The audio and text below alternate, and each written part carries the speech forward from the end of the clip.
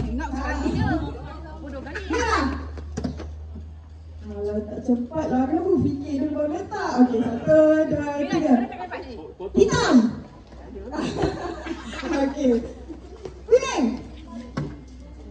Nama dia senang pula ya. Okey. Okey, tukar.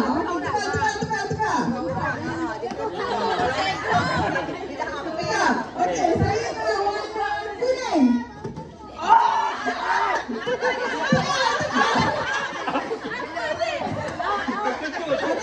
Saya nak warna hijau. Okey, dah boleh pakai.